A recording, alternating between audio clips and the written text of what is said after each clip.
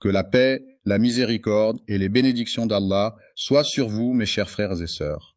Aujourd'hui, je vais partager avec vous les détails d'un voyage qui a profondément bouleversé mes émotions et mes pensées.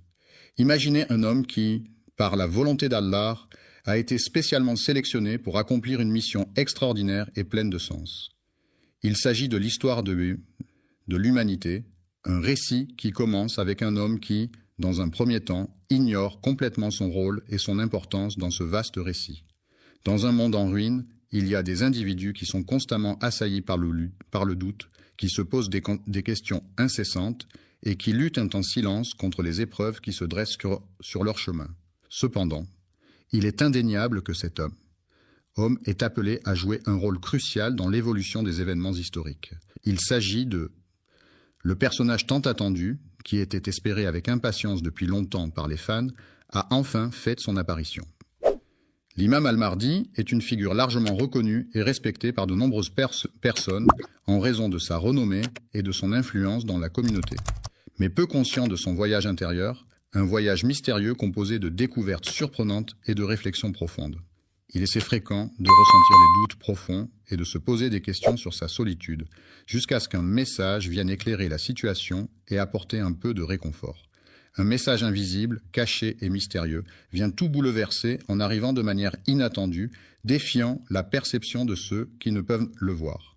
Ceux qui se contentent de regarder les choses en surface sans chercher à les approfondir, passent à côté de la richesse et de la profondeur des messages divins qui leur sont adressés. Un signal silencieux est un moyen de communication qui est transmis sans produire de son audible. Cela peut être utilisé dans divers contextes pour transmettre des informations de manière discrète, sans attirer l'attention des autres. Lorsque quelqu'un choisit Allah et décide de suivre sa voie, il peut être assuré que des bénédictions et des grâces spéciales lui seront envoyées par le Tout-Puissant. Dès cet instant, sa vie sera transformée et rien ne sera plus jamais comme avant. Plus jamais les choses ne seront comme avant. Ce constat, souvent sous-estimé, implique un changement profond et durable dans la situation présente. Le cheminement du mardi, jour de la semaine situé au 3e rang après le lundi et avant le mercredi, est une transition de l'obscurité, état de manque de lumière, vers la lumière, source de clarté et de visibilité. C'est également un passage du doute, état d'incertitude ou de questionnement, à la certitude, état de conviction ou de confiance absolue. Pas seulement le sien, le miroir est tendu à chacun de nous, offrant la possibilité de se voir tel que l'on est, sans artifice ni déformation, une réflexion sincère de notre propre être, en provoquant en moi une profonde remise en question de mes croyances, de mes valeurs et de mes choix de vie. Il n'a jamais pris le temps de se tourner vers Allah pour chercher à comprendre quel est son rôle dans ce monde et pourquoi il est ici, en ce jour précis. Nous allons prendre le temps d'analyser en détail ce voyage mystérieux, en le décortiquant étape par étape pour en découvrir tous les secrets cachés. Nous allons scruter chaque aspect de cette aventure, explorer les moindres recoins et en révéler toute la richesse. Les signes qui entourent les luttes intérieures qu'il affronte sont nombreux et variés. Il peut s'agir de changements d'humeur fréquents, de difficultés. Assalamu alaikum wa rahmatullahi wa barakatuh, chers frères et sœurs. Nous sommes très honorés de vous avoir parmi nous ce soir. Qu'Allah vous récompense pour chaque seconde que vous consacrez à la recherche du savoir et à l'invocation de lui. Si vous souhaitez soutenir notre travail, qu'il s'agisse de diffuser des rappels islamiques, d'accueillir des érudits ou de créer des contenus plus utiles, vous pouvez dès maintenant envoyer un super chat ou un super merci via YouTube, Inch'Allah.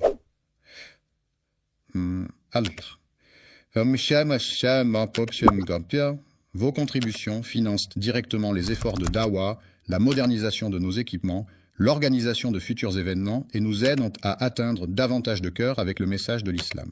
À se concentrer, de troubles du sommeil, de perte d'appétit ou au contraire de compulsions alimentaires. Tous ces éléments témoignent de la complexité des défis auxquels il est confronté dans son monde intérieur. Allah guide progressivement cette personne vers une certitude solide et inébranlable, l'accompagnant avec douceur et détermination sur ce chemin de foi. Ce récit s'inspire des textes des récits prophétiques tels que ceux présents dans les écrits des savants et des érudits de renom. Ibn Arabi, célèbre philosophe et poète soufi du Moyen-Âge, dissimule ses idées profondes et précieuses, telles des perles rares. Malheureusement, peu nombreux sont ceux qui prennent le temps de les découvrir et de les apprécier à leur juste valeur. Être une révélation incroyable qui va changer votre vision des choses. Il est donc essentiel de rester attentif et concentré pour ne rien manquer de ce que je m'apprête à vous révéler. Changer votre regard sur le mardi ne se limite pas à cette journée de la semaine, mais implique également une réflexion sur vous-même avant que la journée ne commence. Il est regrettable que le jour qui suit le lundi et précède le mercredi, nommé mardi, ne soit pas reconnu à sa juste valeur. Il n'est ni un chef, c'est-à-dire une personne occupant une position de leadership et de responsabilité au sein d'un groupe, d'une organisation ou d'une communauté, ni un homme en quête de pouvoir, c'est-à-dire un individu désireux d'acquérir, de détenir ou d'exercer une autorité, une influence ou un contrôle sur les autres. Il mène une existence discrète et anonyme au sein de la société, se fondant parmi les individus comme tout autre croyant. Les pieux sont des éléments de construction utilisés pour soutenir des structures telles que des fondations, des ponts ou des quais. Ils sont enfoncés profondément dans le sol afin d'assurer la stabilité et la résistance de l'ouvrage. Les pieux peuvent être en bois, en métal ou en béton, en fonction des besoins et des contraintes du projet de construction. Ce que beaucoup de gens ignorent, c'est que pendant les premiers moments de son existence, le mardi, le personnage principal de l'histoire, semble manquer de clarté quant à l'ampleur et à l'importance de la mission qui lui a été confiée. Des doutes semblent l'assaillir, le plongeant dans une certaine incertitude quant à la marche à suivre. Il questionne et observe attentivement le monde qui l'entoure, constatant qu'il est malheureusement empli d'injustice, de tyrannie et de déséquilibre. La corruption est un fléau qui ronge profondément la société. Son impact est tel que le cœur de celui qui en est victime en souffre intensément. Cependant, il ignore encore la véritable nature de ce qu'il ressent, ne réalisant pas pleinement les conséquences dévastatrices de la corruption sur sa vie et sur son environnement. Le changement de comportement est souvent le premier signe révélateur qu'il se passe quelque chose d'inhabituel en lui. Il est décrit de manière détaillée et précise dans le texte. Il existe de nombreux hadiths qui mettent en avant les qualités d'un homme au comportement exemplaire, humble et pieux. Cherchant à échapper à l'agitation et à l'éclat des projecteurs, il se réfugie dans la quiétude de la nuit pour laisser libre cours à ses prières et à ses larmes. Il implore Allah pour obtenir des réponses à propos des péchés du monde, mais malheureusement, il ne reçoit pas de réponse. Encore une fois, il convient de souligner que cette personne n'est pas un héros public, mais plutôt un serviteur discret qui mène une vie modeste et réservée au sein de la société. Le doute, ce sentiment d'incertitude et de questionnement, peut parfois s'installer sans prévenir, sans qu'on ait une vision claire et précise de ce que l'avenir nous réserve. Ce doute sincère qui habite son cœur, ce questionnement profond et authentique qui le pousse à se tourner vers Allah, même face à l'inconnu qui l'entoure. Au commencement de son voyage spirituel, il ne revendique aucune appartenance particulière, ne se rattache à aucune doctrine en particulier et ne se définit par aucun titre ou étiquette spécifique. Ne cherche pas à obtenir de la reconnaissance de la part des autres, d'un autre, car il est important de rester authentique et de faire les choses pour soi-même, sans attendre de gratification extérieure. Il pense même que, selon ses propres réflexions et analyses approfondies, il est fort probable que, il est vrai que parmi les gens, il en existe certains qui sont considérés comme plus dignes que lui. Cependant, Allah a un plan pour lui. Il le guide, l'instruit et le purifie de ses imperfections. La forge symbolise la capacité de résister et de se renforcer face aux défis et aux difficultés rencontrées dans le monde. Les conflits, qu'ils soient d'ordre personnel, professionnel, familial ou international, sont des situations de désaccord, de tension ou d'opposition entre deux parties ou plus, qui peuvent résulter de divergences d'opinion, d'intérêts ou de valeurs. Ces conflits peuvent émerger pour diverses raisons, telles que des malentendus, des différences culturelles, des enjeux de pouvoir, des ressources limitées ou des objectifs contradictoires. Ils peuvent se manifester de différentes manières, allant de simples désaccords verbaux à des confrontations physiques ou même à des guerres ouvertes. Ainsi, la gestion et la résolution des conflits sont des enjeux importants à tous les niveaux de la société, nécessitant des compétences de communication, de négociation, de médiation et de diplomatie pour parvenir à des solutions pacifiques et durables. Les injustices, qu'elles soient sociales, économiques ou politiques, sont des situations où des individus ou des groupes de personnes sont traités de manière inéquitable ou discriminatoire en raison de divers facteurs tels que leur origine, leur genre, leur religion ou leur statut socio-économique. Ces injustices peuvent se manifester de différentes façons comme l'absence d'accès à l'éducation, aux soins de santé, à l'emploi ou les catastrophes. Ne se contentent pas de provoquer de la révolte en lui, elles contribuent également à forger sa personnalité de manière profonde et durable. Pour devenir maître, il ne suffit pas simplement d'avoir un nom prestigieux ou d'appartenir à une lignée renommée. Il est nécessaire de parcourir un long chemin semé d'obstacles et de défis, de faire preuve de détermination, de travail acharné et de persévérance pour atteindre cet objectif. Le feu invisible de la sincérité, tel un brasier ardent dissimulé au regard, brûle au plus profond de l'âme, illuminant chaque pensée et chaque action de sa lueur authentique et pure. Combler ce vide intérieur qui laisse un sentiment de manque et d'incomplétude ne peut être fait que par la lumière d'Allah, rempli d'anticipation et d'excitation à l'idée de ce qu'il attend. À ce stade, il n'a encore rien vu, mais déjà son cœur commence à se remplir de cette délicieuse impatience qui précède la découverte de l'inconnu. Il est là, immobile, enfoui sous la terre sombre, telle une graine pleine de potentiel, prête à éclore et à se transformer en une nouvelle vie. À ce stade, il ignore encore quelle forme il prendra et quel chemin il empruntera. Il est parfait, mais Allah le connaît parfaitement. C'est précisément lorsqu'on reconnaît humblement notre ignorance que l'on atteint la forme la plus pure de connaissance. Des certitudes sont des convictions profondes ancrées en nous, des vérités indiscutables qui guident nos actions et nos pensées.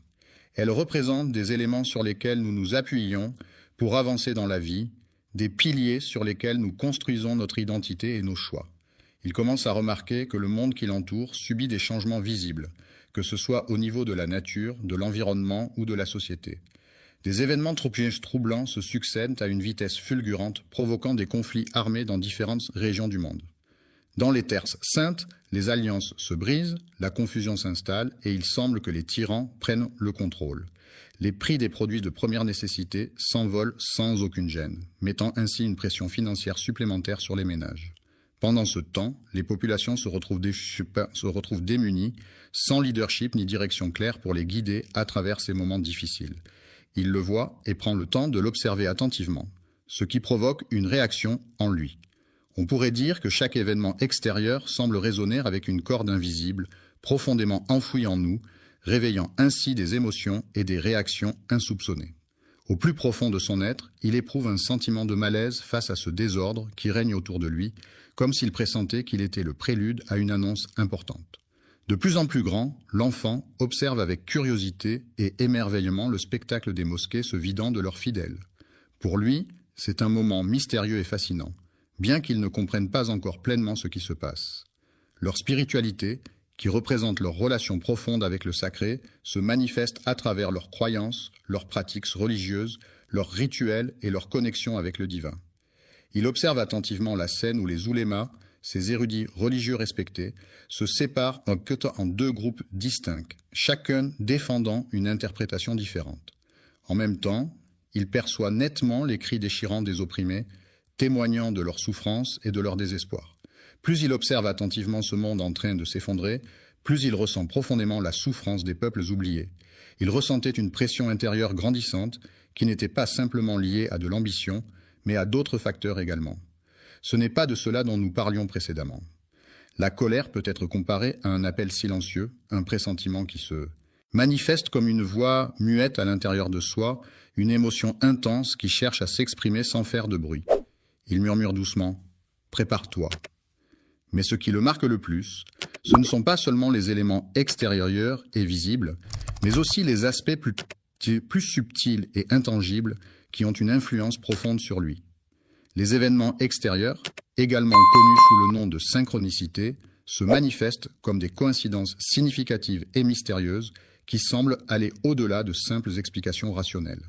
Ces synchronicités peuvent être perçues comme des signes ou des messages provenant de l'univers, nous invitant à être attentifs aux connexions subtiles entre les différents aspects de notre vie.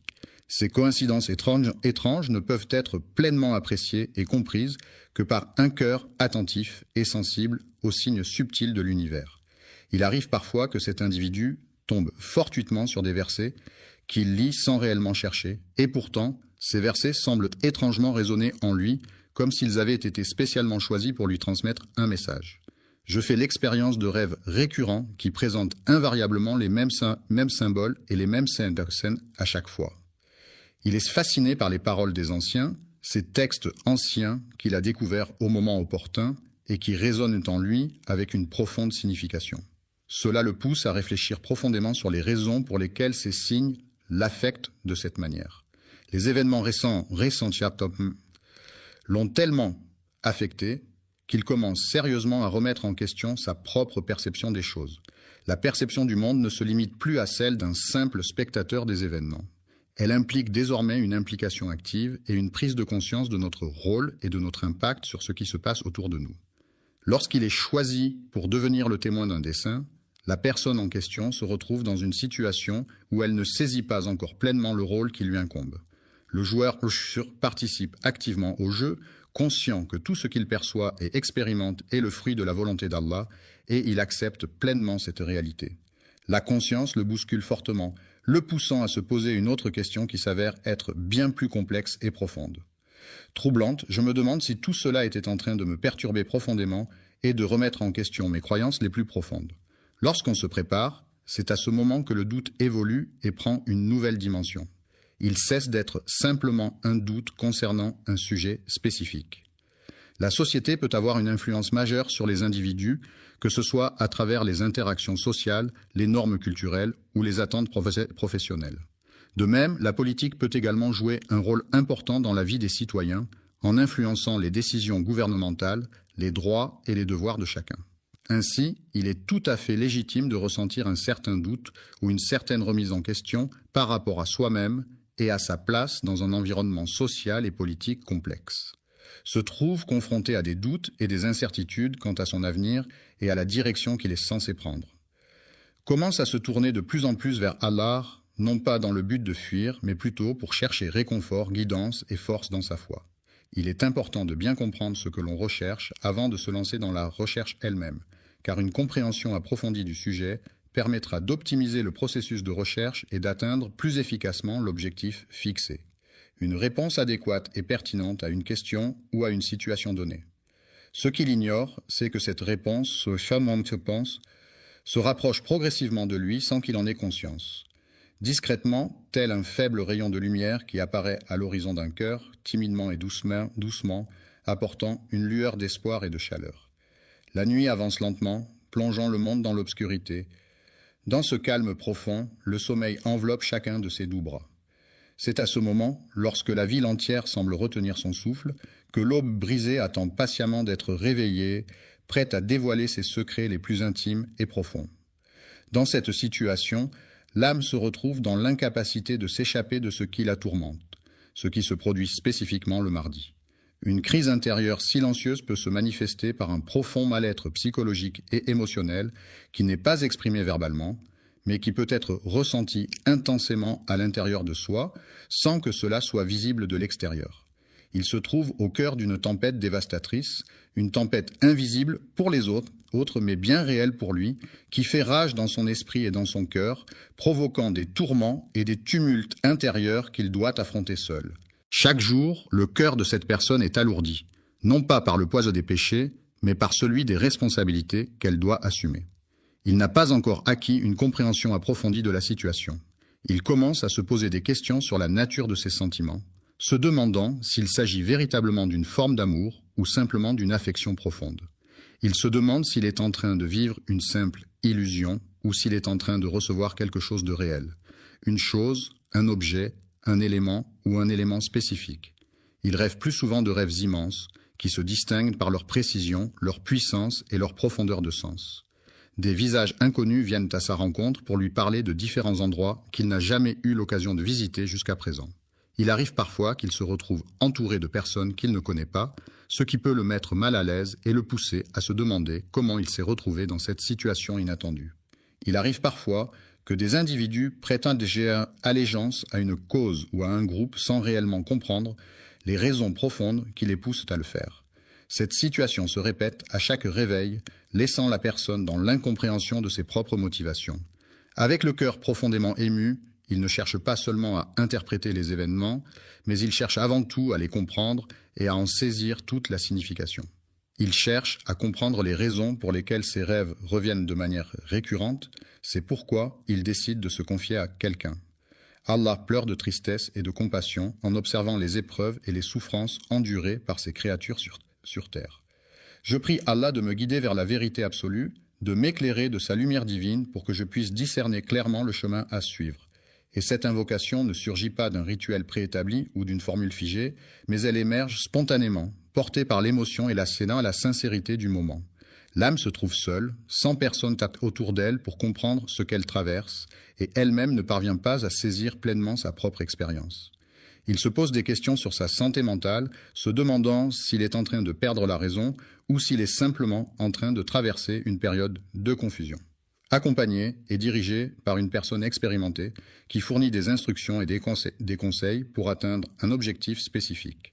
Ce moment, tel que décrit par Ibn Arabi, est ce qu'il nomme la traversée du vide, une étape cruciale où l'âme se trouve dans un état de transition et d'incertitude, en quête de sens et de compréhension. Elle se trouvait dans une situation délicate, oscillant entre le doute et la certitude, entre deux mondes qui semblaient s'opposer. Il y a un ordre divin qui régit l'univers, mais il existe également une nuit spéciale, un moment de prière unique et mystérieux, connu seulement de Dieu. C'est à ce moment précis que tout bascule, que les événements prennent une tournure inattendue et décisive. Ce n'est pas un miracle venu de l'extérieur, ce n'est pas une voix provenant d'une entité extérieure. Le ciel, avec ses nuances de bleu et de blanc, inspire un profond sentiment d'apaisement et de tranquillité. Un silence soudain s'est installé, créant une pause inattendue où aucun son ne venait troubler l'atmosphère, laissant place à une brève parenthèse de calme et de tranquillité. Lorsque son cœur cesse soudainement de se battre pour la première fois, il se retrouve dans un état de confusion totale, incapable de comprendre ce qui se passe en se basant sur la logique habituelle. Il ne comprend pas par des preuves concrètes, mais plutôt par la clarté de la lumière qui lui est apportée. Allah, par sa miséricorde infinie, illumine le cœur de chaque croyant en y apportant une lumière divine et bienfaisante qui guide ses pas et éclaire son chemin dans les moments de doute et d'obscurité. Dans cette lumière qui baigne la pièce, il parvient enfin à distinguer clairement ce qu'il refusait obstinément d'admettre. Il est celui qui doit assumer la responsabilité de ses actes. Allah, dans sa toute-puissance et sa sagesse infinie, prépare inlassablement et depuis des temps immémoriaux tout ce qui est nécessaire pour l'accomplissement de ses desseins divins. Ce n'est pas une source de fierté, mais plutôt une émotion négative, à savoir la peur.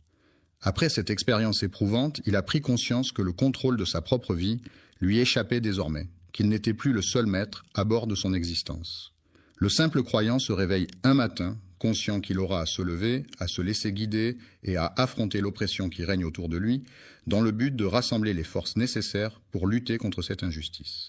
Une situation difficile et éprouvante, qui représente un poids écrasant que la plupart des gens ne pourraient pas endurer, mais malgré cela, cette peur est provoquée par le sentiment de certitude qui l'accompagne. Une certitude profonde et inébranlable qu'Allah est présent dans chaque aspect de nos vies, qu'il veille sur nous en permanence et qu'il guide nos pas à chaque instant.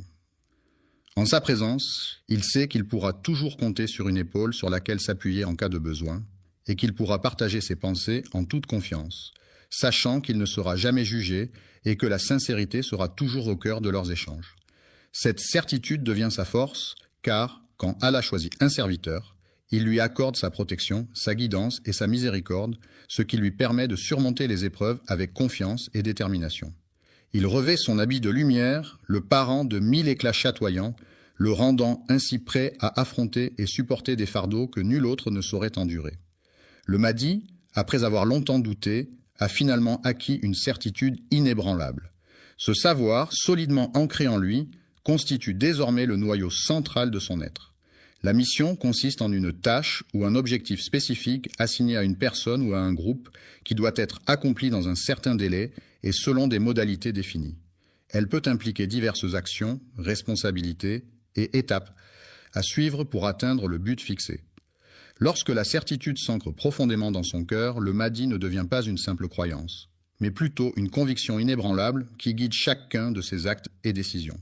Soudainement, sans crier gare, un chef de guerre ou un personnage public décide de se retirer de la scène médiatique et de mener une vie discrète, loin des projecteurs et de l'agitation du monde.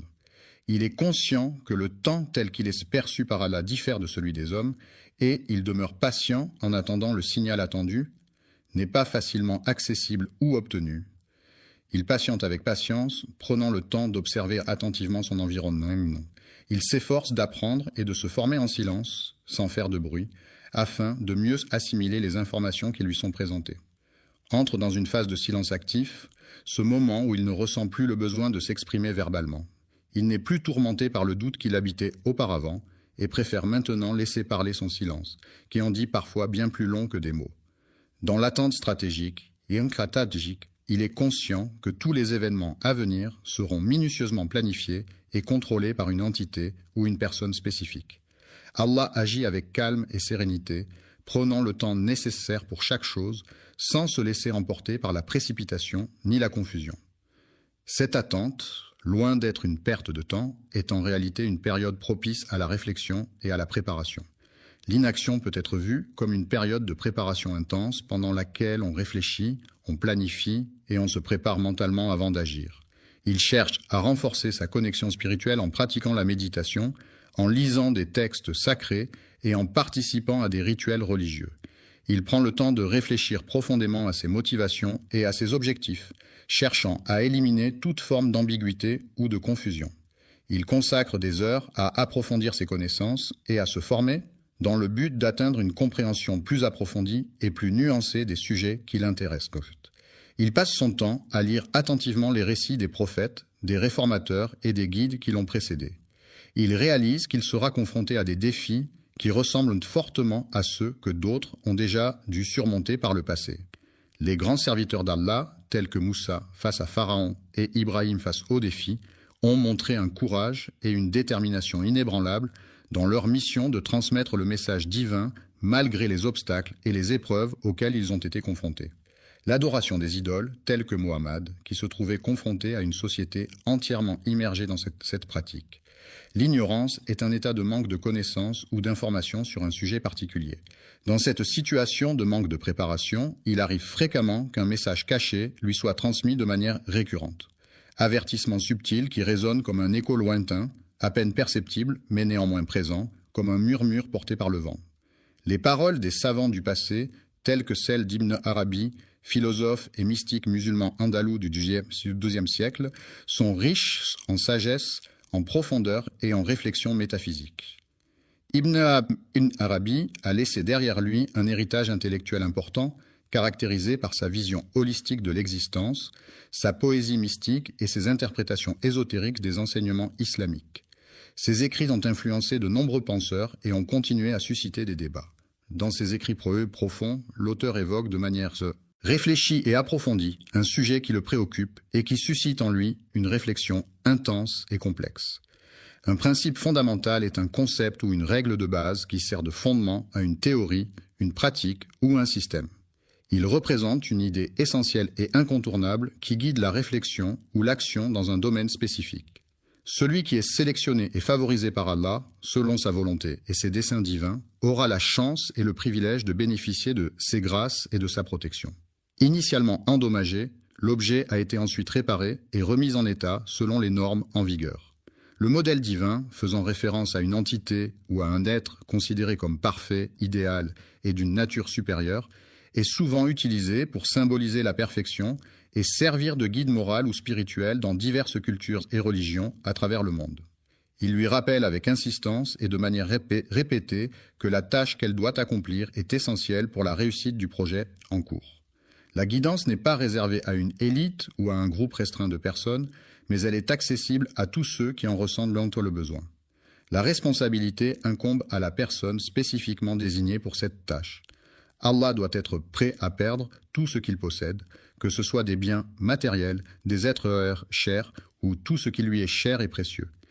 Il attache une grande importance à ce monde pour y trouver sa place et s'épanouir. Le mardi, il était entièrement absorbé par la réflexion sur l'au-delà, se plongeant profondément dans la contemplation de ce qui se trouve au-delà de notre existence terrestre. En méditant sur ces signes, il parvient à les comprendre et à en saisir la signification. Il sera confronté à différents peuples avec des cultures, des traditions et des modes de vie variés. Les soldats se retrouvaient dans une situation désespérée, confrontés à des ennemis particulièrement rusés et redoutables. Les savants corrompus, c'est-à-dire ceux qui ont détourné leur savoir à des fins malhonnêtes, ainsi que leurs compagnons qui les soutiennent dans leurs actions répréhensibles. Encore plongés dans un sommeil profond, ils devront se réveiller et s'unir à leurs compagnons pour commencer la journée. La purification de l'eau, une tâche essentielle pour garantir sa potabilité et sa sécurité sanitaire, ne pourra être réalisée efficacement en utilisant uniquement la méthode de filtration. Cette approche se caractérise par une méthode directe et sans fioriture, privilégiant une transparence totale et une honnêteté sans faille. Envers Allah, par la véracité absolue de nos croyances, par la sincérité inébranlable de notre dévotion et par la fidélité inébranlable à ses enseignements sacrés. Il est important de prendre en considération les actions qu'il a entreprises ainsi que les décisions qu'il a prises. Les paroles, qui sont les mots prononcés ou chantés dans une chanson, constituent un élément essentiel de la musique. Elles permettent de transmettre des émotions, des messages et des histoires aux auditeurs, créant ainsi une connexion profonde entre l'artiste et son public. Les paroles peuvent être poétiques, engagées, romantiques, humoristiques ou introspectives, reflétant la diversité des expériences humaines et des sentiments universels. Elles sont souvent soigneusement écrites et choisies pour leur impact et leur capacité à toucher les gens d'une manière unique et personnelle. Il est conscient du fait que les premiers à agir auront un avantage certain par rapport aux autres participants. Reconnaître sa mission et comprendre pleinement son rôle au sein de l'organisation peuvent s'avérer être des tâches ardues pour certains individus en raison de la complexité des attentes et des responsabilités qui leur incombent. Il y a un grand nombre de personnes présentes à la réunion. Il arrive parfois que même des personnes qui semblent être croyantes, il est probable qu'ils le rejetteront car il devra faire face à son plus grand combat. Il ne s'agira pas de quelque chose provenant de l'extérieur, mais plutôt de quelque chose provenant de l'intérieur. Il est tentant de déformer les faits pour les rendre plus avantageux ou pour éviter des conséquences désagréables. Cela implique d'être honnête et de ne pas altérer la réalité, même si cela peut être difficile ou inconfortable. Toutes les structures et les éléments qui l'entourent s'effondreront brusquement, le laissant ainsi au milieu des décombres et de la destruction. Cette solitude ne lui fait plus peur, car elle a appris à apprécier les moments de calme et de réflexion qu'elle lui offre. Il a eu l'opportunité de voir le message qui lui était destiné. Il a ressenti un appel profond et irrésistible, une sorte d'attraction puissante qui l'a poussé à agir. Pendant les nuits silencieuses, il perçoit distinctement les moindres bruits et les sons les plus discrets qui l'entourent. Ce que le monde ne veut plus écouter, c'est le bruit incessant, des conflits, des discours haineux et des divisions qui alimentent les tensions et les incompréhensions entre les individus. La promesse d'Allah, qui est mentionnée dans le Coran, est une garantie absolue et infaillible qui se concrétise systématiquement et de manière incontestable dans la vie des croyants. Mais cette opportunité n'est accessible qu'aux individus qui possèdent la compétence requise. La patience, cette qualité si précieuse, consiste en la capacité à supporter les difficultés et les contrariétés avec calme et sérénité, sans se laisser emporter par l'impatience ou la frustration. La certitude est un sentiment profondément ancré en lui qui guide chacun des pas de l'imam tout au long de son voyage. Al-Mahdi ne commence pas son règne en s'installant sur un trône majestueux et imposant, symbole traditionnel de pouvoir et d'autorité. Une armée ne se définit pas seulement par la présence de soldats en uniforme et d'armes visibles, mais aussi par une lutte invisible qui se joue en coulisses, impliquant des stratégies, des alliances et des tactiques secrètes. Une douleur intérieure peut se manifester de différentes manières, que ce soit sous forme de tristesse, d'anxiété, de frustration ou de tout autre sentiment négatif qui affecte profondément une personne au niveau émotionnel. Une quête de découverte de soi, de sens et de vérité, une aventure intérieure et profonde à la recherche de son identité et de sa place dans le monde. La vérité est ce qui correspond à la réalité telle qu'elle est, sans déformation ni mensonge. Elle constitue un reflet fidèle des faits et des événements tels qu'ils se sont réellement produits, sans ajout ni omission. La vérité est souvent recherchée pour sa capacité à éclairer les esprits, à guider les actions et à établir des fondations solides pour les relations humaines. Il observait en silence, caché dans l'obscurité, attentif à tout ce qui se déroulait autour de lui sans se faire remarquer. C'est une réalité à laquelle de nombreuses personnes sont confrontées au quotidien. Vivre sans quelque chose d'essentiel peut être une expérience difficile et bouleversante pour beaucoup d'individus. Il est impossible de trouver les mots justes pour décrire cette situation. C'est Allah, dans sa sagesse infinie, qui sélectionne avec soin et attention ceux dont le cœur est empli de douleur et de chagrin, les éprouvant ainsi d'une manière particulière. Il est important de noter que la vérité ne réside pas nécessairement du côté de ceux qui crient le plus fort. En effet, la vérité peut parfois se trouver dans la discrétion, la réflexion et la pondération, plutôt que dans l'exubérance et le bruit. Il purifie et il brise en même temps, agissant de manière contradictoire mais complémentaire. Le processus de purification implique souvent une forme de destruction ou de séparation des éléments impurs, permettant ainsi une transformation profonde et nécessaire. Reconstruit, le monde se transforme et évolue, offrant de nouvelles perspectives et opportunités pour ceux qui y habitent. Il reconnaît enfin que ce n'est pas ce qu'il pensait au départ. Le couronnement représente le point culminant d'un long processus, marquant la fin des préparatifs et le début d'un nouveau chapitre dans la vie de la personne couronnée. Le combat intérieur, souvent méconnu et difficile à comprendre pour la plupart des gens, est une lutte personnelle et profonde qui se déroule à l'intérieur de soi-même. Le fait de passer du temps avec ses frères et sœurs le mardi n'est pas une activité habituelle pour moi. Un mythe est une histoire traditionnelle qui a été transmise de génération en génération, souvent utilisée pour expliquer des phénomènes naturels, des coutumes ou des croyances. Ces récits mythologiques peuvent être basés sur des événements réels ou imaginaires et sont souvent associés à des dieux, des héros ou des créatures fantastiques. Les mythes peuvent jouer un rôle important dans la culture d'une société en transmettant des valeurs, des enseignements moraux ou en renforçant l'identité collective. Il est indéniable qu'il existe une dimension spirituelle qui dépasse le monde matériel et qui englobe des aspects de l'existence humaine qui vont au-delà de ce qui est tangible et mesurable. Le voyage dont il est question concerne chacun d'entre nous, car il peut avoir un impact sur nos vies, nos perspectives et nos expériences personnelles. Un miroir est un objet réfléchissant qui renvoie une image fidèle de ce qui se trouve en face de lui. Il est souvent utilisé comme outil pour se regarder et s'assurer de son apparence physique. Certains considèrent le miroir comme un moyen de se rassurer ou de se remettre en question, car il reflète non seulement l'apparence extérieure, mais peut aussi renvoyer une image de soi plus profonde, invitant à la réflexion et à l'introspection. Ainsi, le miroir peut être perçu comme un compagnon pour ceux qui doutent. Amen. Louange à Allah, le Tout-Puissant et Miséricordieux, Créateur de l'univers et de toutes choses visibles et invisibles. Que la paix et les bénédictions soient sur son main, sur son prophète bien-aimé, le messager de la miséricorde pour l'humanité, qui a été envoyé pour guider les gens sur le droit chemin et leur apporter la lumière de la vérité et de la justice. Aujourd'hui, chers messagers, nous allons partir à la découverte de nouvelles choses passionnantes et enrichissantes. Il s'agit d'un groupe de personnes qui ont collaboré et travaillé ensemble pour la construction de la mosquée Al-Aqsa, un lieu de culte important situé à Jérusalem. Ils veulent détruire l'arche pour des raisons qui ne sont pas clairement définies. L'arche, Elisha, dans ce contexte, fait référence à un lieu ou une structure spécifique dont l'importance et la nature exacte ne sont pas explicitement mentionnées. Il est à la recherche d'une alliance qu'il désire ardemment, mais il est important de ne pas oublier quelques détails avant de commencer. Chers spectateurs, nous vous invitons cordialement à prendre quelques instants pour adresser une prière ou une pensée positive en faveur de nos frères et sœurs.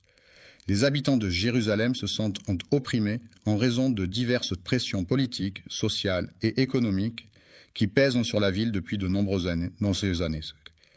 Les tensions historiques, les conflits religieux et les revendications territoriales contribuent à créer un climat de stress et d'incertitude parmi la population locale.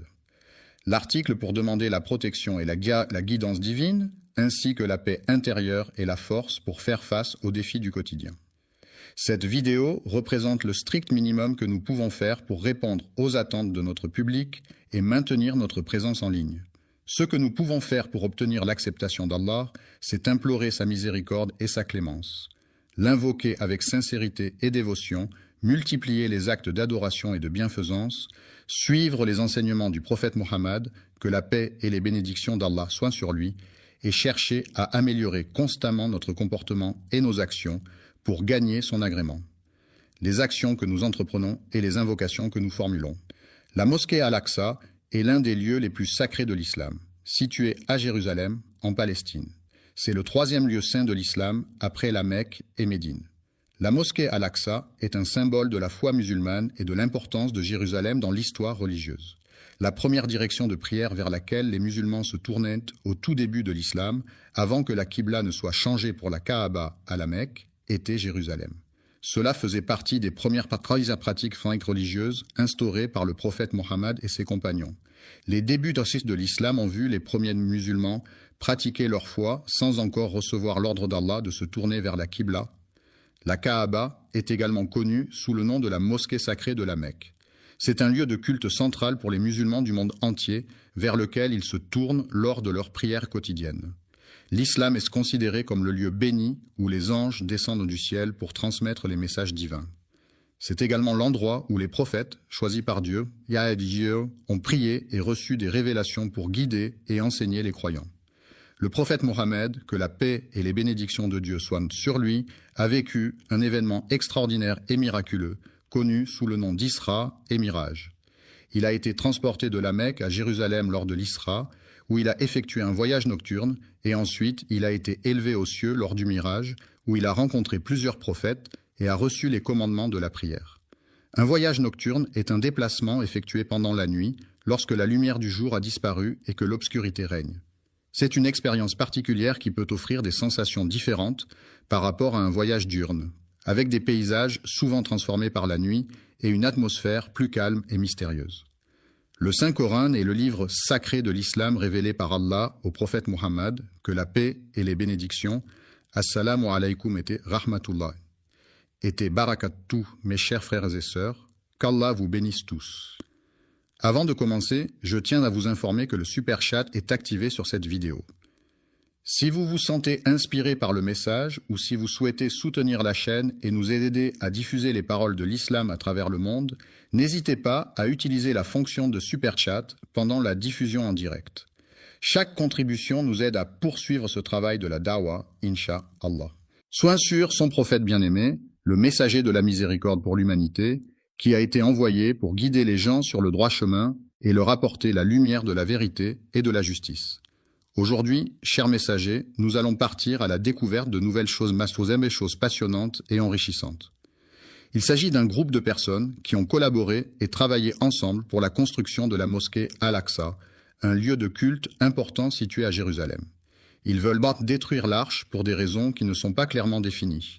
L'arche, dans ce contexte, fait référence à un lieu ou une structure spécifique dont l'importance et la nature exacte ne sont pas explicitement mentionnées. Il est à la recherche d'une alliance qu'il désire ardemment, mais il est important de ne pas oublier quelques détails avant de commencer. Chers spectateurs, nous vous invitons cordialement à prendre quelques instants pour adresser une prière ou une pensée positive en faveur de nos frères et sœurs. Les habitants de Jérusalem se sentent opprimés en raison de diverses pressions politiques, sociales et économiques qui pèsent sur la ville depuis de nombreuses années. Les tensions historiques, les conflits religieux et les revendications territoriales contribuent à créer un climat de stress et d'incertitude parmi la population locale. L'article pour demander la protection et la guidance divine, ainsi que la paix intérieure et la force pour faire face aux défis du quotidien. Cette vidéo représente le strict minimum que nous pouvons faire pour répondre aux attentes de notre public et maintenir notre présence en ligne. Ce que nous pouvons faire pour obtenir l'acceptation d'Allah, c'est implorer sa miséricorde et sa clémence, l'invoquer avec sincérité et dévotion, multiplier les actes d'adoration et de bienfaisance, suivre les enseignements du prophète Mohammed, que la paix et les bénédictions d'Allah soient sur lui, et chercher à améliorer constamment notre comportement et nos actions pour gagner son agrément, les actions que nous entreprenons et les invocations que nous formulons. La mosquée Al-Aqsa est l'un des lieux les plus sacrés de l'islam, situé à Jérusalem en Palestine. C'est le 3e lieu saint de l'islam après la Mecque et Médine. La mosquée Al-Aqsa est un symbole de la foi musulmane et de l'importance de Jérusalem dans l'histoire religieuse. La première direction de prière vers laquelle les musulmans se tournaient au tout début de l'islam, avant que la Qibla ne soit changée pour la Kaaba à la Mecque, était Jérusalem. Cela faisait partie des premières pratiques religieuses instaurées par le prophète Muhammad et ses compagnons. Les débuts de l'islam ont vu les premiers musulmans pratiquer leur foi sans encore recevoir l'ordre d'Allah de se tourner vers la Qibla. La Kaaba est également connue sous le nom de la mosquée sacrée de la Mecque. C'est un lieu de culte central pour les musulmans du monde entier, vers lequel ils se tournent lors de leurs prières quotidiennes. L'islam est considéré comme le lieu béni où les anges descendent du ciel pour transmettre les messages divins. C'est également l'endroit où les prophètes, choisis par Dieu, ont prié et reçu des révélations pour guider et enseigner les croyants. Le prophète Mohammed, que la paix et les bénédictions de Dieu soient sur lui, a vécu un événement extraordinaire et miraculeux, connu sous le nom d'Isra et Miraj. Il a été transporté de la Mecque à Jérusalem lors de l'Isra, où il a effectué un voyage nocturne, et ensuite il a été élevé aux cieux lors du Miraj, où il a rencontré plusieurs prophètes et a reçu les commandements de la prière. Un voyage nocturne est un déplacement effectué pendant la nuit, lorsque la lumière du jour a disparu et que l'obscurité règne. C'est une expérience particulière qui peut offrir des sensations différentes par rapport à un voyage diurne, avec des paysages souvent transformés par la nuit et une atmosphère plus calme et mystérieuse. Le Saint-Coran est le livre sacré de l'islam révélé par Allah au prophète Muhammad, que la paix et les bénédictions d'Allah soient sur lui à travers l'archange Gabriel. Louange à Dieu qui a permis à son serviteur de voyager de nuit. Le serviteur travaille à la mosquée sacrée, un lieu de culte important pour les musulmans situé à la Mecque. Alhamdulillah, je vois un beau soutien arriver dans le super chat, qu'Allah récompense chacun de vous. Votre soutien nous aide à atteindre plus de cœurs et d'âmes avec la beauté de l'islam. Si vous regardez et souhaitez également participer, cliquez simplement sur l'icône super chat et envoyez votre message. Jazakum Allah khayran. En Arabie Saoudite. Nous continuons notre réflexion sur la mosquée Al-Aqsa, lieu saint situé à Jérusalem, dont nous avons béni les alentours. La mosquée Al-Aqsa, également connue sous le nom d'Al-Aqsa, est située à Jérusalem et est considérée comme le troisième lieu saint de l'islam. Il est recommandé de voyager vers la ville de Médine après avoir visité la mosquée sacrée de la Mecque. Cette ville est en effet un lieu saint pour les musulmans, car c'est là que se trouve la mosquée du prophète ainsi que sa tombe. De plus, Médine est riche en histoire et en spiritualité, offrant aux visiteurs l'opportunité de se plonger davantage dans la culture islamique. La ville de la Mecque, située en Arabie Saoudite, est un lieu saint pour les musulmans du monde entier. C'est là que se trouve la mosquée du prophète Mohammed, appelée Masjid al-Haram. Cette mosquée a une histoire riche et ancienne qui remonte à plusieurs siècles. C'est le lieu de pèlerinage annuel pour des millions de fidèles lors du Hajj, l'un des 5 piliers de l'islam. La Terre Sainte est une région chargée d'histoire et de spiritualité depuis des millénaires. De nombreux prophètes y ont vécu et prié, laissant ainsi une empreinte indélébile sur ce territoire sacré. Protection. Cependant, malgré les mesures mises en place pour assurer sa sécurité, cette mosquée bénie a été la cible de nombreuses tentatives visant à perturber sa tranquillité et sa sérénité. La ville sera le théâtre de la grande destruction causée par les croisés, qui laisseront derrière eux un paysage de ruines et de désolation. La bataille de la fin des temps, également connue sous le nom de la bataille finale, est un événement majeur dans de nombreuses croyances et religions à travers le monde. Elle est souvent décrite comme le point culminant de l'histoire humaine, marquant la fin des temps tels que nous les connaissons. Selon certaines traditions, cette bataille sera suivie du rassemblement de l'humanité au jour du jugement dernier, où chacun sera jugé selon ses actions et ses croyances. Le jugement a eu lieu à l'endroit où se trouve la mosquée Al-Aqsa. La mosquée Al-Aqsa est située à Jérusalem, plus précisément sur le mont du Temple, dans la vieille ville. C'est le 3e lieu saint de l'islam et un site d'une grande importance historique et religieuse pour les musulmans. La ville est située dans la région du sud-est de Jérusalem, qui se trouve au cœur de la Palestine. Elle a été érigée sur une zone géographique spécifique, marquée par son histoire et sa culture. Une colline très haute et centrieuse, connue sous le nom de la colline de Moria Al-Aqsa, est composée de plusieurs éléments distincts. La ville regorge de bâtiments et de monuments, comptant plus de 200 sites remarquables tels que des dômes imposants, des églises historiques, des musées renommés, des statues emblématiques et bien d'autres merveilles architecturales à découvrir. Le cours des mosquées est orné de magnifiques mihrabs, de majestueux minbars, de hauts minarets, de puits d'eau fraîche et de nombreux autres éléments architecturaux et décoratifs. La mosquée Al-Aqsa, située à Jérusalem, a été construite en premier par le calife omeyyade Abd al-Malik au 8e siècle. Elle est considérée comme le 3e lieu saint de l'islam, après la Mecque et Médine. Un lieu de prière qui a été construit sur terre après la mosquée sacrée de la Mecque, qui est le lieu le plus saint de l'islam et vers lequel les musulmans du monde entier se tournent pour prier. Un jeune homme, âgé d'une vingtaine d'années, se tenait debout devant le magasin, observant attentivement les passants.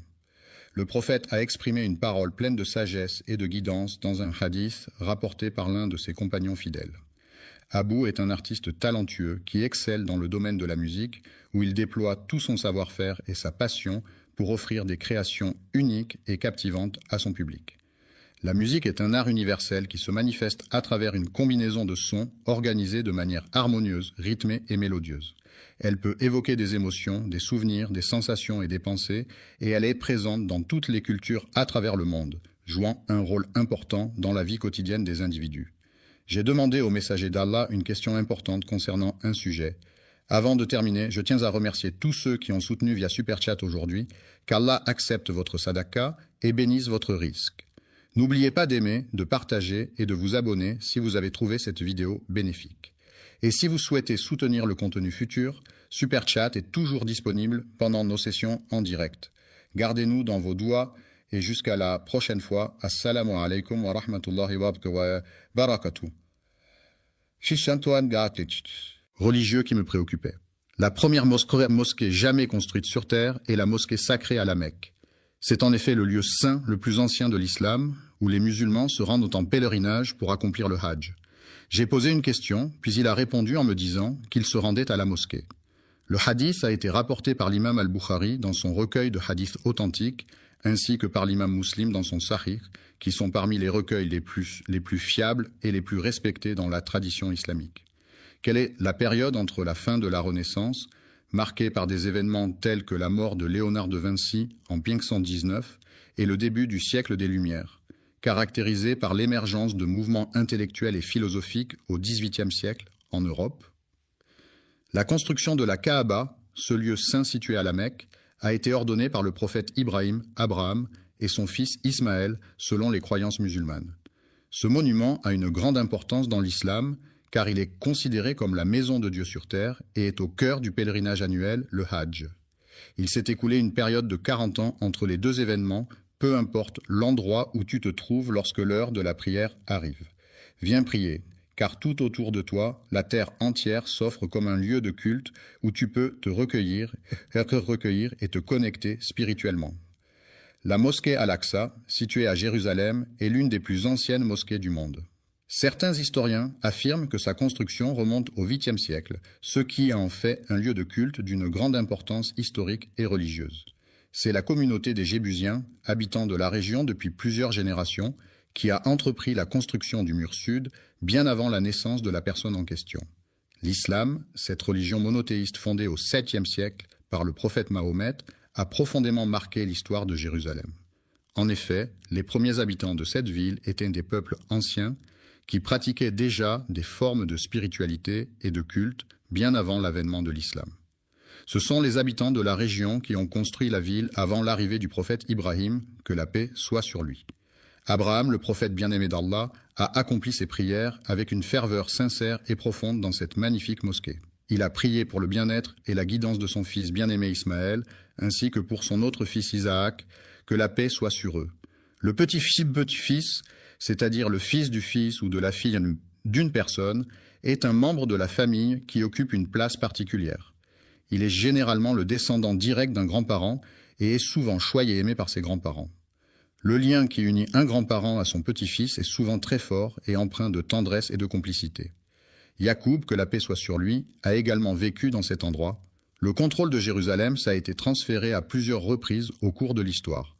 Les pharaons ont exercé leur domination sur les Amalécites pendant une longue période, jusqu'à ce qu'Allah envoie un messager pour mettre fin à cette situation. Le prophète Daoud, que la paix soit sur lui, a été chargé par Dieu de guider et de conseiller les enfants d'Israël, en les rappelant à l'importance de suivre les enseignements divins et de rester sur le droit chemin. Le fils du prophète entreprit un projet de reconstruction et d'agrandissement de la mosquée Al-Aqsa.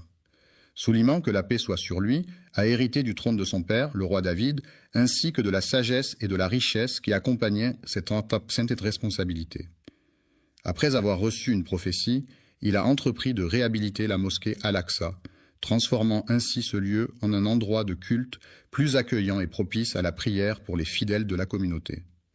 Le centre spirituel est un lieu d'une beauté remarquable, où la sérénité et la tranquillité règnent en maître, offrant ainsi un espace propice à la méditation et à la réflexion. La construction d'Al-Aqsa, en premier, suscite diverses opinions parmi les personnes impliquées dans le projet. Certains affirment que c'est le cas, tandis que d'autres ont une opinion différente sur la question. Le prophète Adam, que la paix soit sur lui, aurait choisi un endroit spécifique pour s'établir.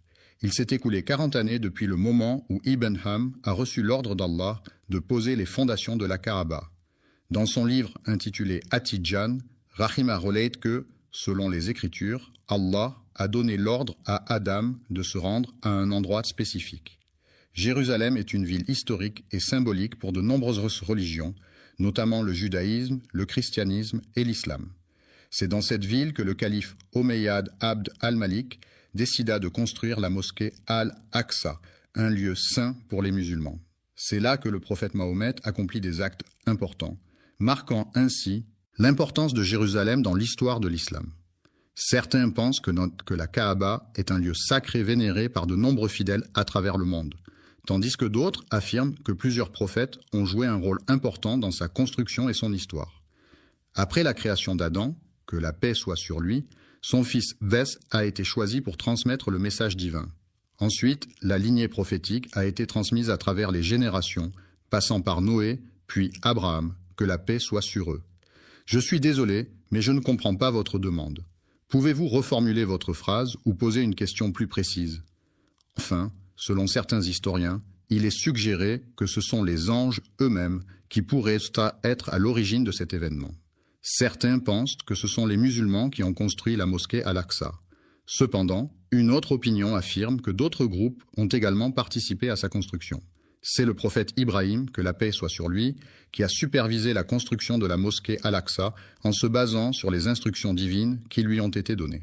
Cette construction a été réalisée avec une grande précision et un profond respect pour le lieu saint. Le hadith d'Abu, mentionné dans ce contexte, est une parole rapportée du prophète Muhammad, que la paix et les bénédictions de Dieu soient sur lui, par son compagnon Abu Bakr. Ce hadith est une source importante de guidance pour les musulmans, offrant des enseignements et des directives sur la manière de mener une vie en accord avec les principes de l'islam. Il est préférable de porter des chaussures confortables pour éviter les douleurs aux pieds, plutôt que de choisir des chaussures qui ont été fabriquées par une marque renommée, mais qui peuvent être inconfortables. La mosquée Al-Aqsa, également connue sous le nom de Haram al-Sharif, est un lieu saint pour les musulmans situé à Jérusalem en Israël. C'est le troisième lieu le plus saint de l'islam, après la Mecque et Médine, et est associé à de nombreux événements historiques et religieux importants. La mosquée Al-Aqsa est un symbole de la foi et de la spiritualité pour les musulmans du monde entier. Selon certains récits, il est dit que le prophète Adam, que la paix soit sur lui, aurait délimité les premières frontières des terres habitées par les êtres humains, marquant ainsi les débuts de la civilisation telle que nous la connaissons aujourd'hui. Les frontières de l'Alaska ont été établies, puis Ibrahim, que la paix soit sur lui, est arrivé et a renforcé les fondations de la région. Cela indique qu'Ibrahim n'a pas été le premier à construire cet édifice, mais qu'il s'est chargé de sa restauration par la suite. Le prophète Sulayman, Sheka, a été renforcé plus tard par l'aide divine, lui permettant ainsi de surmonter les défis auxquels il était confronté. Alayhi salam, Abeshfa a également entrepris la tâche de reconstruire et de rénover la structure en question, mettant ainsi en œuvre des travaux de rénovation et de restauration pour améliorer son état et sa fonctionnalité. C'est pourquoi certains observateurs affirment que c'est grâce à son travail acharné et à sa vision novatrice qu'il a posé les fondations sur lesquelles reposent aujourd'hui les bases de cette institution. Le hadith du prophète Mohammed, que la paix soit sur lui, confirme cette idée lorsqu'il raconte l'histoire de Souleyman, le fils de David, que la paix soit sur eux. Une fois que Daoud alayhi salam eut achevé la construction de Baytul Maqdis, il décida de formuler 3 demandes spécifiques à Allah possède un jugement parfait et juste qui est en accord avec sa souveraineté inégalée et incomparable, devant laquelle nul autre ne peut se comparer. N'aurait après lui laissé de traces que quiconque viendrait prier dans cet endroit sacré et paisible, imprégné de sa présence bienveillante et apaisante. Lorsqu'une personne fréquente assidûment la mosquée dans le but d'obtenir la satisfaction d'Allah, elle peut espérer en ressortir purifiée de ses péchés, retrouvant ainsi une innocence semblable à celle qu'elle avait au jour de sa naissance. Depuis sa naissance, le prophète Salah, que la paix soit sur lui, a été béni par Allah de nombreuses qualités exceptionnelles et de dons spéciaux qui ont marqué sa vie et son parcours spirituel. Accordez les 2 premières bénédictions qu'il a demandées, et je prie pour qu'Allah lui accorde également les autres bénédictions qu'il souhaite obtenir. Après le décès du prophète Souleyman, que la paix soit sur lui, la 3e personne à qui le trône a été donné était son fils. Les enfants d'Israël se sont divisés en 2 groupes à la suite d'un désaccord sur la meilleure façon de gérer une situation particulière. Cette division a créé une tension au sein de la communauté et a entraîné des conséquences importantes sur leur unité et leur cohésion. Les royaumes mentionnés dans la phrase étaient dirigés par les Babyloniens sous le règne de Nebuchadnezzar. Les Boukhnas, un peuple belliqueux et conquérant, ont lancé une invasion massive de la ville sainte de Jérusalem. Leur armée puissante a réussi à conquérir la ville et à capturer de nombreux Juifs, qu'ils ont ensuite déportés vers des destinations inconnues, laissant derrière eux un paysage de désolation et de tristesse. Lorsque Babylone a conquis le royaume de Juda, les habitants de Jérusalem ont été déportés à Babylone, où ils ont été contraints de vivre en exil pendant une période de temps. Cet épisode est communément appelé la captivité babylonienne dans l'histoire ancienne. Ensuite, après avoir conquis Babylone, les Perses ont accordé la permission aux Juifs exilés de retourner dans leur terre d'origine. Cela a marqué le début d'une période de retour et de reconstruction pour la communauté juive qui avait été déportée. Plus tard, après sa fondation, Jérusalem a été conquise et est passée sous le contrôle de l'Empire romain. C'est pendant la période de gouvernance des rois Hérode et Ponce Pilate que le prophète Issa, Jésus, que la paix soit sur lui, a vécu et enseigné. Les habitants de la région attendaient avec impatience l'arrivée de l'islam qui allait apporter des changements significatifs dans leur vie quotidienne, notamment en termes de croyances, de pratiques religieuses et de valeurs.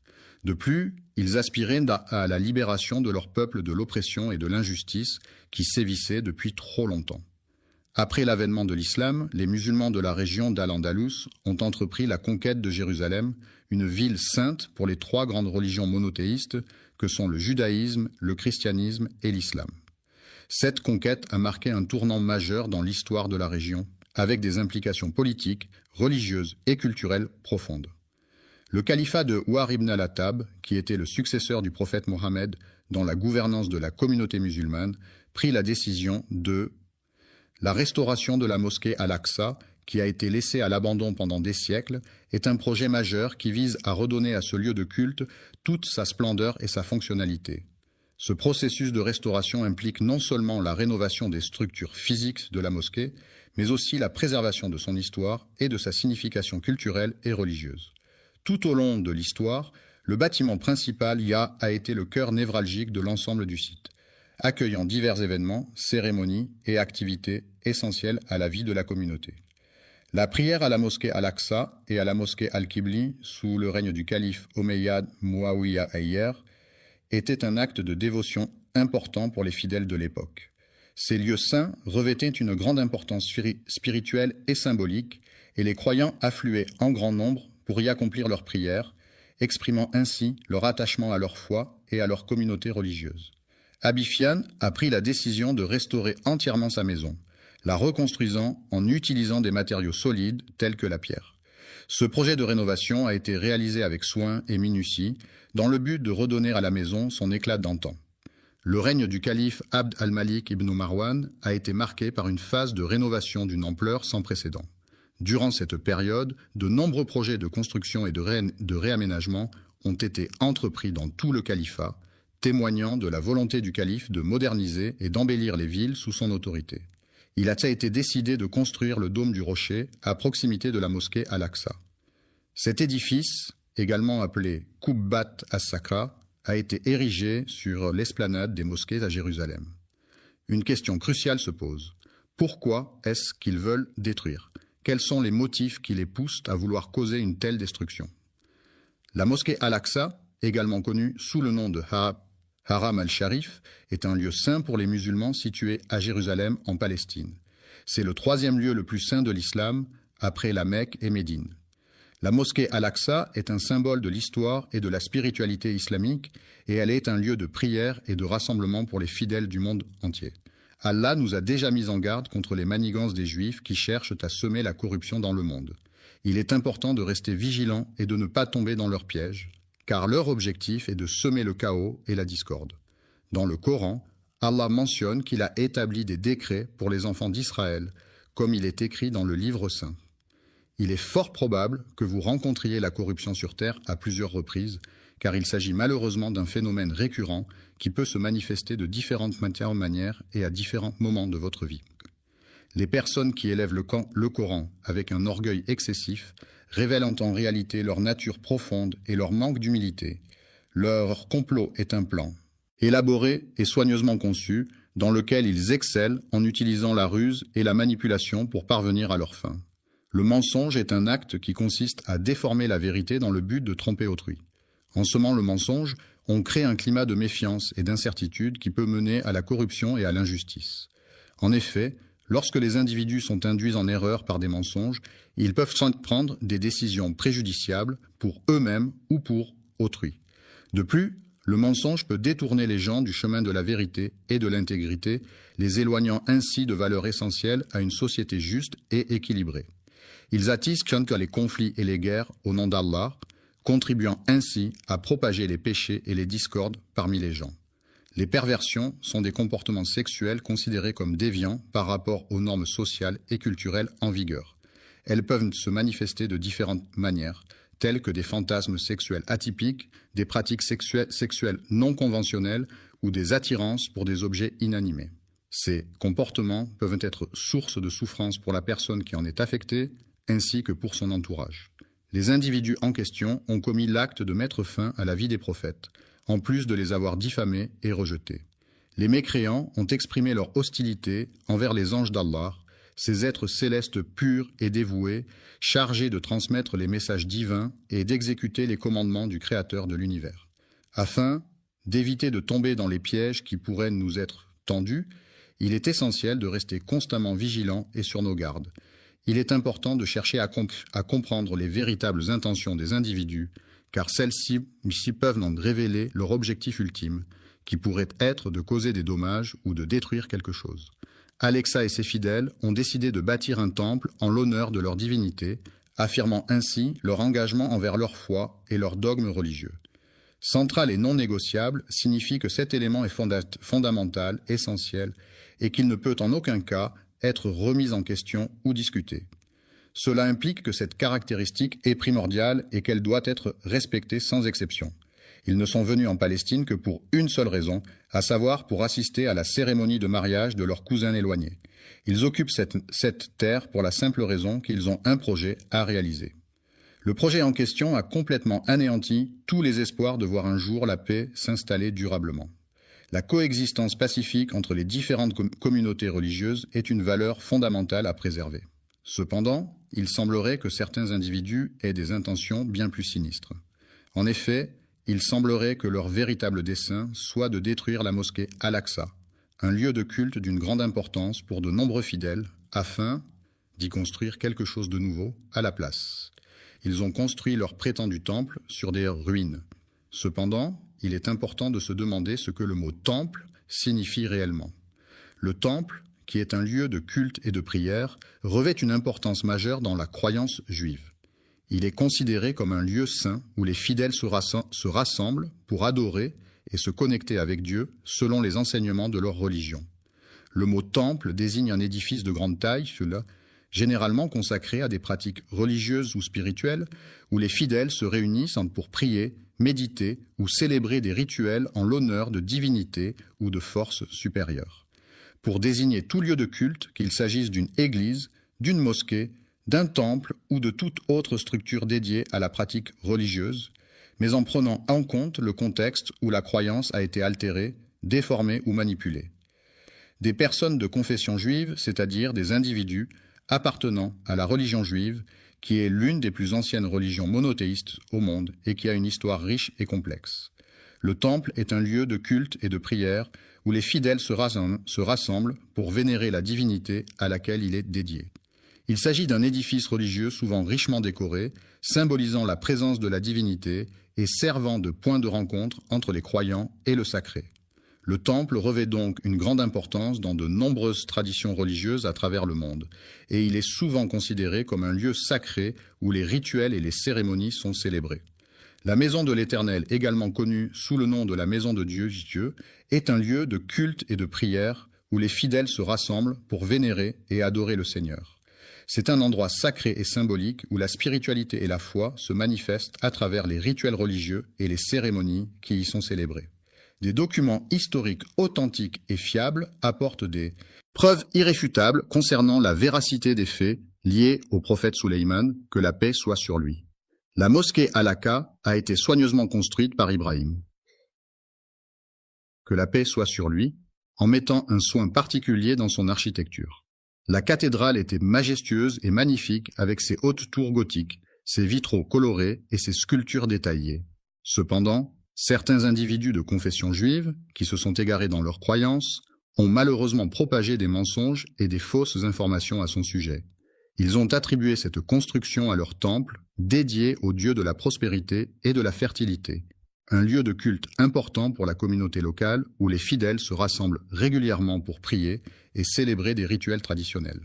Sulayman est considéré par certains comme étant la plus grande imposture selon les juifs sionistes qui affirment que cette figure historique est sujette à une manipulation de la vérité. Il est affirmé, de manière trompeuse, que Sulayman, que la paix soit sur lui, aurait érigé son temple sur le rocher de Jérusalem, un lieu de grande importance historique et religieuse pour les musulmans, les chrétiens et les juifs. Le mont Moria est une imposante montagne située dans la région nord de la France, plus précisément dans les Alpes.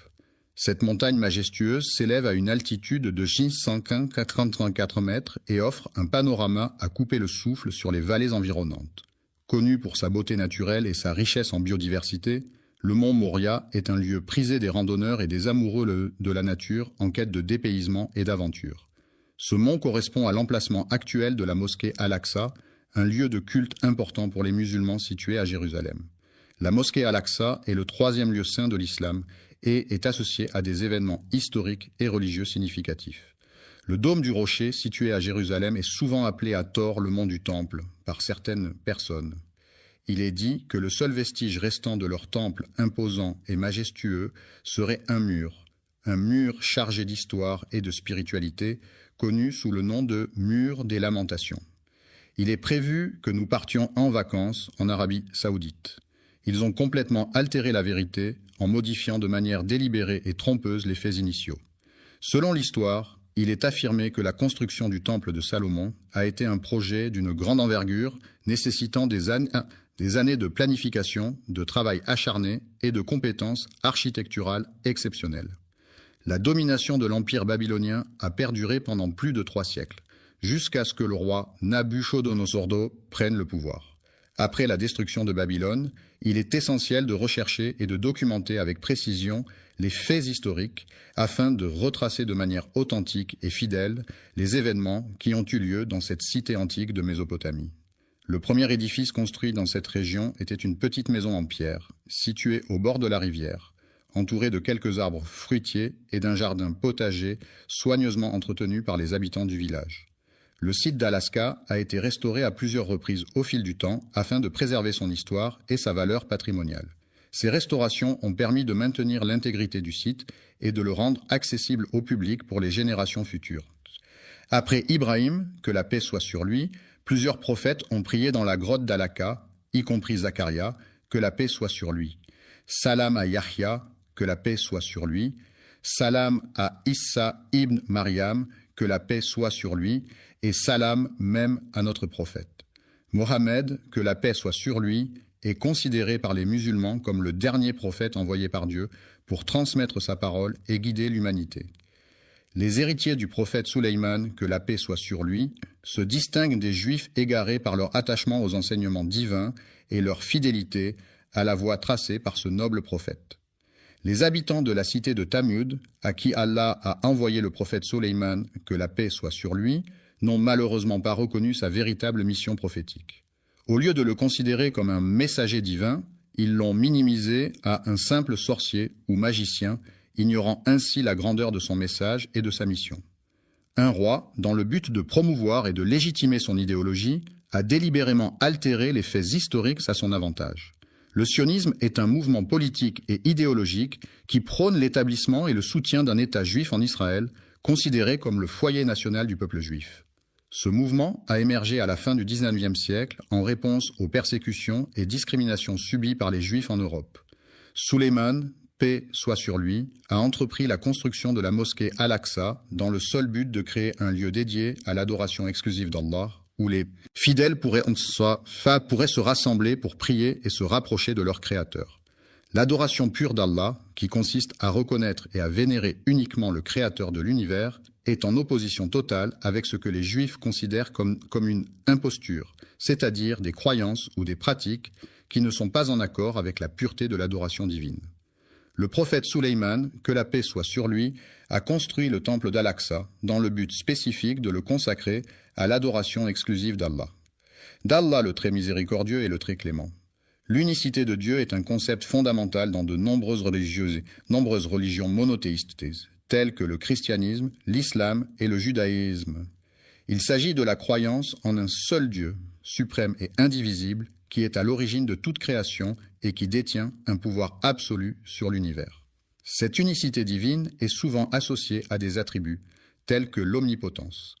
La glorification d'Allah, qui est l'adoration la plus élevée et la plus pure, est un acte de dévotion profonde et de reconnaissance envers le Créateur de l'univers, qui mérite d'être loué et honoré en tout temps et en toutes circonstances. Honnête, franc, véridique, authentique, loyal, fidèle, intègre, droit, véritable, loyal, franc, direct, sans détour, sans hypocrisie, sans mensonge, sans dissimulation, sans tromperie, sans faux semblant, sans artifice, sans feinte, sans déguisement, sans dissimulation, sans arrière-pensée, sans calcul, sans malice, sans duplicité, sans fourberie, sans supercherie, sans tricherie, sans tromperie, sans duperie, sans subterfuge, sans ruse, sans mensonge, sans dissimulation, sans hypocrisie, sans faux semblant, sans artifice, sans déguisement, sans dissimulation, sans arrière-pensée, sans calcul, sans malice, sans duplicité, sans fourberie, sans supercherie, sans tricherie, sans tromperie, sans duperie, sans subterfuge, sans ruse. Ils ont commis le grave péché de falsifier la parole d'Allah en lui associant des partenaires, shirk, ce qui est une transgression majeure aux yeux de l'islam.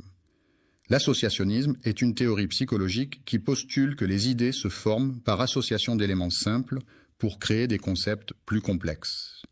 Cette approche met l'accent sur les liens entre les idées et les expériences passées, soulignant l'importance des associations mentales dans la formation de la pensée et du comportement. Ils ont proféré des insultes à l'encontre d'Allah, le Tout-Puissant, en commettant l'acte odieux de prendre la vie de personnes innocentes. Les prophètes, dans différentes traditions religieuses à travers le monde, sont des individus considérés comme des messagers de Dieu ou des divinités. Ils jouent un rôle crucial en transmettant des messages divins, en guidant les croyants sur le chemin de la foi et en les exhortant à suivre les préceptes religieux. Ces figures prophétiques sont souvent vénérées pour leur sagesse, leur intégrité et leur dévouement à la spiritualité, et sont source d'inspiration pour de nombreux fidèles cherchant à approfondir leur relation avec le divin. Le prophète Daoud, paix soit sur lui, est totalement innocent de toute implication dans le polythéisme de son peuple. Il a toujours maintenu sa foi en un Dieu unique, malgré les pratiques polythéistes de ceux qui l'entouraient. Leur mensonge consiste à revendiquer de manière mensongère un héritage qui ne leur appartient pas légitimement. Mais il est important de souligner que les individus en question ont été identifiés comme étant des individus qui ont tendance à ne pas dire la vérité, à avoir des comportements pervers et à agir de manière malhonnête. Les criminels se demandent pourquoi les Juifs ont choisi de venir en ce lieu. La Palestine n'est pas simplement un lieu où les gens viennent chercher refuge ou une nouvelle maison, mais c'est aussi une terre chargée d'histoire, de culture et de traditions profondément enracinées. Lors de la période de colonisation, les colons avaient ça pour objectif principal de propager leur religion et de convertir les populations autochtones à leur foi. L'idéologie en question repose entièrement sur une interprétation erronée d'une prophétie issue du Coran, un texte sacré de la tradition judaïque. Ils ont falsifié des documents dans le but de prendre le contrôle des lieux saints de Jérusalem, considérés comme la terre promise dans les textes religieux. Leur objectif final est de détruire la mosquée d'Al-Aqsa, un lieu saint pour les musulmans, situé à Jérusalem, et de construire à la place ce qu'ils appellent un nouveau bâtiment.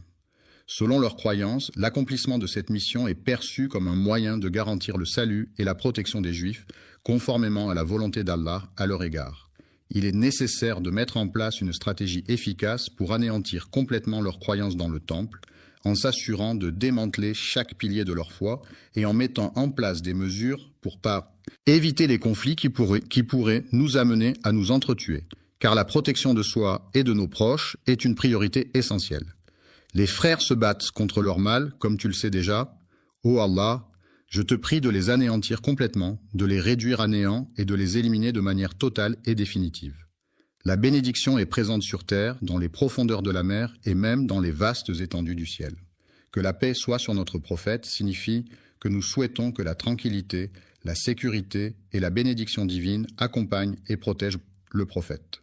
Mohammed, il est important que nous restions solidaires les uns avec les autres, en nous soutenant mutuellement dans les moments difficiles et en faisant preuve d'empathie et de compassion. Frères et sœurs en Palestine, unissons-nous dans un esprit de solidarité et de fraternité pour faire face ensemble aux défis qui se dressent devant nous et pour œuvrer à la construction d'un avenir meilleur pour notre peuple. Nos prières ferventes et nos efforts inlassables dédiés à leur bien-être et à leur succès. Le soutien est une aide, un appui ou un accompagnement apporté à une